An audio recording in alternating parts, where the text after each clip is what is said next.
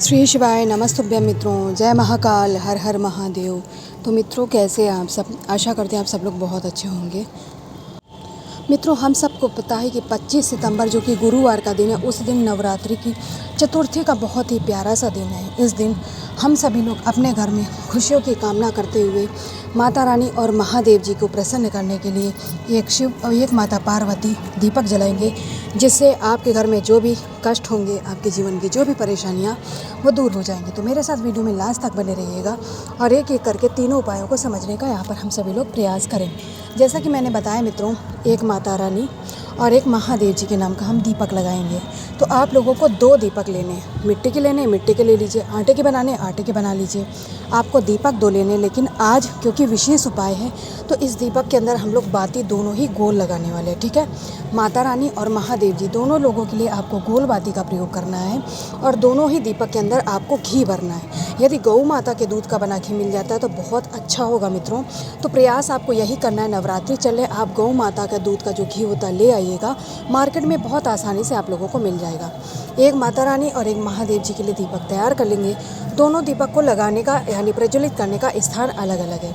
जो आपने महादेव जी के लिए दीपक लगाया, उसे आपके घर में जो महादेव जी का शिवलिंग है, छोटा बड़ा, इस चक्कर में आप लोग मत पड़ा करिए कि अरे हमारे घर में तो छोटा है तो हम कैसे लगाएं, महादेव जी नहीं प्रसन्न हैं। ठीक है, भगवान हमेशा भाव के भूखे होते हैं। वो आपकी त्याग तपस्या को देखते कि आप क्या प्रयत्न कर रहे हैं अपने उपाय को कर लिए। ठीक है, तो एक चुटकी काला तिल का आसन लगा दीजिएगा और महादेव जी के स्थान पर यानी उनके शिवलिंग के पास में आप इस एक दीपक को रख करके स्थापित करके महादेव जी के कुंदक रूप का स्मरण करते हुए यानी कुंदकेश्वर महादेव जी का ध्यान करते हुए अपने जीवन की परेशानियों को दूर करने का निवेदन करके आप इस एक दीपक को जला दीजिएगा।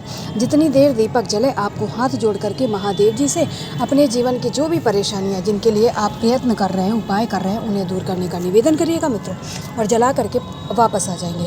अब बारी आती है दूसरा दीपक, यानी जो हम माता रानी माँ पार्वती के लिए दीपक लगाने वाले हैं। उस दीपक को आप लोग कहाँ प्रज्वलित करेंगे? तो आप सभी लोग जानते हैं कि हमारी जो 9 माताएं हैं, अलग अलग माता के जो स्वरूप हैं, वो हमारी 9 देवियाँ नीम के पेड़ पे वास करती हैं, क्योंकि नवरात्रि का पर्व चल रहा है। तो ठीक है मित्रों, आपके घर में यदि छोटा सा पौधा गमले में लगा है तो आप वहाँ पर भी इस उपाय को कर सकते हैं। अन्यथा घर के पास जहाँ पर भी नीम का पेड़ हो, आपको जाना है, एक चुटकी चावल का आसन लगाएंगे। ठीक है मित्रों, एक चुटकी चावल के दानों का आसन लगा करके माँ पार्वती माँ उमा का ध्यान करके मित्रों, फिर से उनसे आप अपने जीवन के कष्टों का दूर करने का निवेदन करते हुए इस दीपक को जला दीजिएगा। माता रानी से भी आपको यही निवेदन करना है, जो भी कष्ट आपके जीवन में बढ़ गया है, जिसे आप दूर करना चाहते हैं, जिसके लिए आप प्रयास करें, जिसके लिए आप उपाय कर रहे हैं, उसका आपको माता रानी के सामने स्मरण करना, उसे दूर करने का निवेदन करना है। और निवेदन करने के बाद जब यह दीपक बुझ जाए, आप इसे उठा के, अगर आटे का है तो गौ माता को खिला दीजिएगा, मिट्टी का है तो आप अपने घर पे भी ला सकते हैं, दोबारा उपाय में प्रयोग कर सकते हैं। चावल के दाने का जो आसन लगाया, उन्हें वहीं पे रहने दीजिएगा। उनका जब चिड़िया पान कर लेंगी तो आपका उपाय भी पूर्ण हो जाएगा। तो पहला उपाय मित्रों, मैं आशा करती हूँ आप लोग समझ गए होंगे। अब हम लोग चलिए दूसरे उपाय की बात कर लेते हैं और सबसे पहले जानते हैं आखिर इस उपाय के फ़ायदे क्या हैं। मित्रों, इस उपाय को करने से आपके घर में जो धन की कमी होती है यानी माता लक्ष्मी किसी कारण से रुष्ट हो जाती हैं, तो आज के दिन आप लोगों को एक फूल लेना है। और कौन सा फूल लेना है मित्रों? हमें गुड़हल का एक फूल लेना है। ध्यान रखिएगा, पुराना जो नीचे टहनी के पड़ा होता है उसे नहीं उठाएंगे, जो लगा हुआ है पेड़ में आपको वही एक गुड़हल का फूल लेना है यानी लाल। इसके बाद में हम सभी लोगों को लेना है एक सफ़ेद पुष्प। सफ़ेद पुष्प में आप कोई भी पुष्प ले सकते हैं, ज़रूरी नहीं कि जो स्क्रीन पे दिखाया जा रहा है आप यही पुष्प ढूंढें। आप सफ़ेद कलर का कोई दूसरा फूल भी ले सकते हैं। एक गुड़हल का फूल, एक सफ़ेद, कोई सा भी आपको फूल लेना है। इसके बाद में हमें लेना है, क्योंकि माता लक्ष्मी को प्रसन्न करना है तो सामग्री भी थोड़ा ज़्यादा ही लेना होगा। सामने स्क्रीन पे आपको बेलपत्र दिख रही है, एक बेलपत्र लेंगे। बेलपत्र कहीं से कटी फकी और खंडित ना हो, इस बात का आप लोग विशेष तौर पर ध्यान रखेंगे। यानी एक गुड़हल का फूल हो गया, एक सफ़ेद फूल और एक ले लिया आपने बेलपत्र। इसके बाद में गुरुवार का दिन है, माता लक्ष्मी का दिन है, तो आज आप लोग एक समी का पत्ता लेंगे। ठीक है मित्रों, क्या लेंगे? एक समी का पत्ता। अब हमारे पास कितनी चीज़ें हो गई? एक लाल पुष्प, एक सफ़ेद पुष्प, एक बेलपत्र और एक हो गया शमी का पत्ता। इन चारों चीज़ों को लेने के बाद में अब आप लोगों को लेना है तांबे का एक कलश, जिसमें लेंगे हम अपने घर का शुद्ध जल और गंगा जल। इतना करने के बाद में आपने जो एक बेलपत्र लिया मित्रों, उस एक बेलपत्र को पहले रखिएगा। उसके बाद में उसी में आपको लाल जो पुष्प लिया है उसे रखिएगा, सफ़ेद पुष्प जो लिया है उसे रखिएगा और समी का पत्ता, यानी तीनों चीज़ों को आपको उसी बेलपत्र के ऊपर रख लेना है। ठीक है, बेलपत्र आप अपने दाहिने हाथ में रखेंगे यानी सीधे हाथ में। उस बेलपत्र के ऊपर लाल फूल, सफ़ेद फूल और एक समी का पत्ता, तीनों चीज़ों को रखने के बाद में इस कलश को और अपने हथेली में जो आपने पत्ता तैयार किया है बेलपत्र का, इसे लेकर के आप लोग कहाँ जाएंगे। आप चाहें तो इस उपाय को अपने घर पे कर सकते हैं। अगर आपकी हृदय से इच्छा है कि नहीं आप यह उपाय मंदिर में जाके करेंगे तो आप मंदिर में भी जाके कर सकते हैं। ऐसा नहीं है कि उपाय घर में ही करेंगे, नहीं कि उपाय आपको बाहर ही करना है। ठीक है मित्रों, अब आप इन सारी सामग्री को लेकर अपने इष्ट, अपने आराध्य महादेव जी के शिवलिंग के पास पहुंच जाएंगे। यहाँ पहुंच करके आपको क्या करना है, सबसे पहले तो उत्तर दिशा में मुख करके खड़े हो जाना है। इसके बाद में जिस क्रम में आपने बेलपत्र को लिया यानी अपने हाथ को आपको उसका उल्टा कर देना है। ठीक है, उस दाहिने हाथ को उल्टा कर देंगे तो बेलपत्र आपकी सबसे ऊपर हो जाएगी, बाकी सारी चीज़ें नीचे हो जाएंगी और यह सारी सामग्री आपको माता अशोक सुंदरी के स्थान पर समर्पित करना है। मैं बात दोहरा रही हूँ, ध्यान से समझिएगा।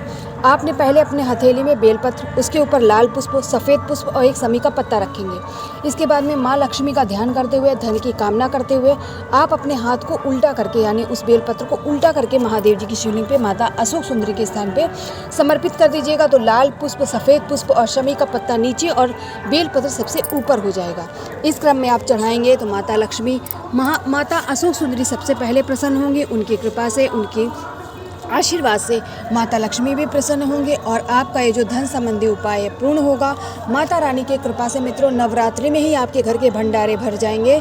नवरात्रि में आपका जो कोई भी उपाय खाली नहीं जाएगा, आपकी इच्छा कोई खाली नहीं जाएगी। माता रानी के आशीर्वाद से माँ लक्ष्मी सदा आपके घर में निवास करेंगी। इसके बाद एक लोटा श्री शिवाय नमस्तुभ्यं मंत्र का जाप करते हुए जल चढ़ा के चले आइएगा। 2 उपायों की बात करें, अब सभी लोग बात करेंगे जल्दी से तीसरे और अंतिम उपाय की।